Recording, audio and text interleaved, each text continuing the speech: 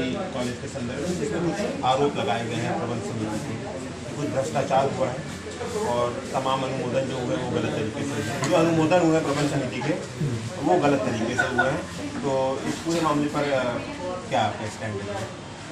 मैं आप सभी को इस संदर्भ में अवगत करा देना चाहता हूं कि प्रबंध समिति का अनुमोदन कुलपति वीर बहादुर सिंह पूर्वांचल विश्वविद्यालय ने बाकायदे विचार करते हुए और लीगल एडवाइस लेने के पश्चात अनुमोदन किया है।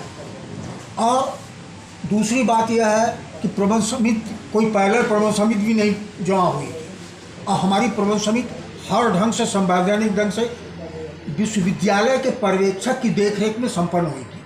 उसकी जांच आख्या और पत्राजात के आधार पर अनुमोदन हुआ है।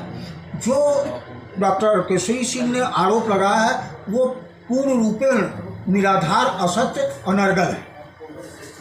उनका कहना था कि कहीं दूर विद्यालय से जो है, जो परंपरा होती है विद्यालय के अंदर चुनाव होता है, तो उनका आरोप है कि कहीं दूर इस चुनाव को कराया गया था, विद्यालय परिसर में नहीं हुआ था और इस तरह से ये जो है मतलब इस चुनाव को संपन्न कराया गया था। शायद उनका आरोप है कि पैतृक आवास पर ही ये बैठक पूरी प्रबंध समिति जो है।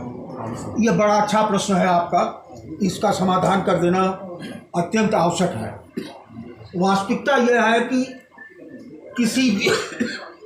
किसी भी संस्था का संविधान होता है, उस संविधान में कोई प्रतिबंध नहीं है कि महाविद्यालय पर ही चुनाव कराया जाए।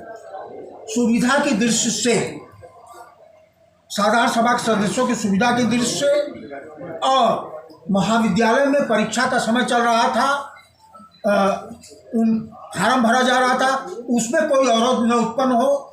और ये जो उपद्रवी तत्व हैं डॉक्टर हरेंद्र प्रसाद सिंह और आमोद कुमार उर्फ रिंकू, कुछ लोगों को लेके 11/8/2024 को जो प्रबंध समिति का चुनाव संपन्न होना था महाविद्यालय पर, वहाँ उपद्रव इतना किए कि उसको स्थगित करना पड़ा।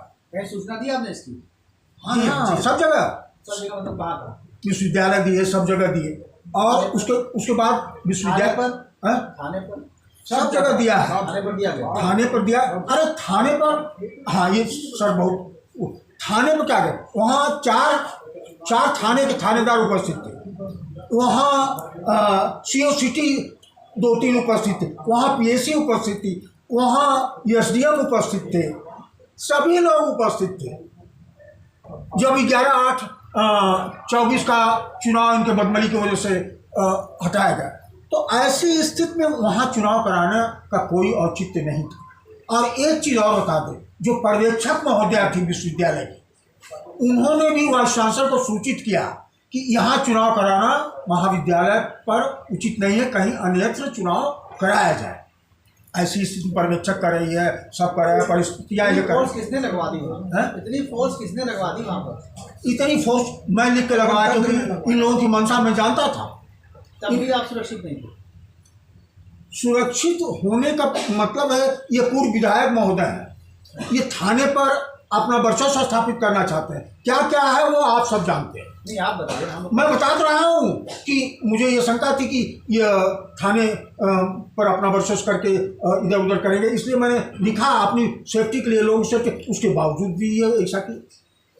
जो जांच समिति ने जो रिपोर्ट दी है कि 5 करोड़ 79 लाख का जो घोटाला हुआ है, जांच समिति नहीं कोई, जो एक सदस्य आए थे, जो उच्च शिक्षा आयोग का जो लेटर आया है 22 तारीख का, नहीं कोई जांच नहीं। एक लेटर आया है 22 तारीख हम बता रहे हैं, आप थोड़ा भ्रमित तो बता दे रहे हैं। उच्च शिक्षा आयोग की तरफ से एक लेटर आया है, जांच समिति आई थी, जांच सदस्य आए थे, जिसमें, अच्छा आप बता, हम समझ गए क्या आप जानना चाहते हैं। तो ये धारा 57 की नोटिस क्यों निर्गत हुई है? बता रहे हैं। वास्तविकता यह है कि धारा 57 की नोटिस अभी मुझे नहीं प्राप्त हुई है, लेकिन चूंकि इशू हुई है तो इसलिए प्लेटफॉर्म बात आई है। वास्तविकता यह है कि श्रीमती डॉक्टर केसरी सिंह अपने कार्यकाल का अभी भी लेखा परीक्षा करवाने में आनाकानी कर रहे हैं। इनके ऊपर गंभीर आरोप जब लगे तो ये अपने गंभीर आरोपों को लेकर अपने शिक्षक नेताओं या उनसे राय लेकर अनर्गल शिकायत शासन। आरोप किस तरह के थे वो भी वित्तीय अनियमितता के आरोप थे या किस तरह का? ऐसा बता रहे अनर्गल शिकायत की और बैंक स्टेटमेंट प्रस्तुत की, और उसके बाद यह जांच उसको नहीं कहेंगे, एक संपरीक्षा दल आया जिसके